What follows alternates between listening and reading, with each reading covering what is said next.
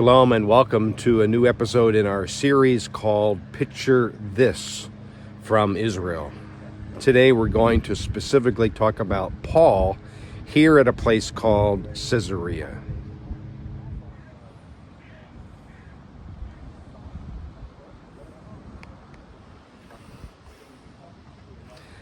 So I want you to try to picture the Apostle Paul being here at Caesarea. Now, what's interesting about this site, and actually a new part of the excavation, is that they have dug a little further down or deeper to actually the first century level. That is now closed. Unfortunately, there's a gate inside of this archway, so I can't show you this part of what is called in Acts the Praetorium. This was the palace of King Herod the Great, who built this city in 22 to 10 BC. But we do know that there you see behind me this whole area of this palace, where apparently when Paul is here in Caesarea the last time, mentioned in Acts 26, where he gives his testimony, this was somewhere here. So can you picture Paul he was here 2 years under confinement of some kind, of some level, and Paul is now sharing finally his testimony with the guy named Herod Agrippa and Festus. So if you see behind me, maybe it happened somewhere here within this original palace of Herod the Great, but now of course being used by more Herods to come. Now Paul, let me just backtrack just a little bit, because Paul is here actually a number of times. We can read from Acts chapter 9 and Acts chapter 14, when Paul sails into this harbor, which is north of us, at the end of his first journey. And then he comes back after his second and third journeys. Acts 21 records the latter there, when Paul is now completed his third journey and he sails into Caesarea, and he stays with a guy named Philip. So what we can try to picture is this. Paul now comes from his third journey, sails into the harbor, goes to Jerusalem, takes his buddy from Ephesus there, causes all kinds of issues when he takes him into the temple. But then under heavy guard, Paul then he is brought here to Caesarea.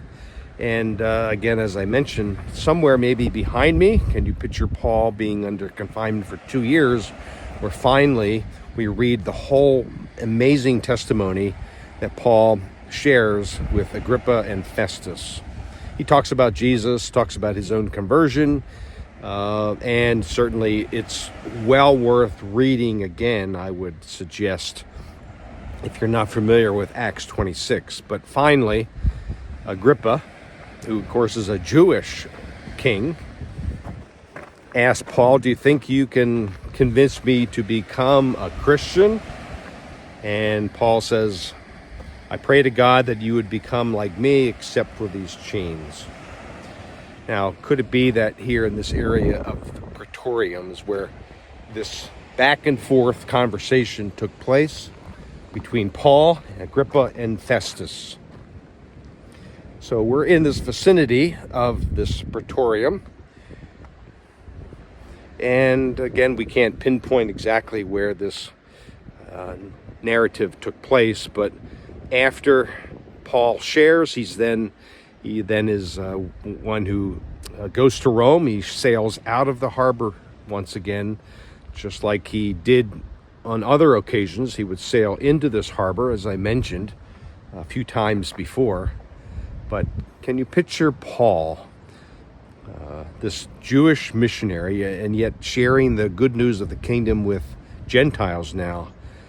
Paul offers a very bold testimony, and he shares about Jesus. Now, this would have been a very unique cultural element going on here, because remember, in certainly the Roman world, after Augustus was deemed as a godlike figure, a man who became God, Paul here, maybe even behind me, for at least 2 years, and then finally the grand testimony that he shares, he was professing God who became man in the form of God incarnate, in the form of Yeshua, Jesus, the Messiah, who was, of course, prophesied in the Hebrew Scriptures and fulfilled those prophecies by coming and dying on the cross in Jerusalem, giving his life, being raised again in 3 days, and then ascending to heaven.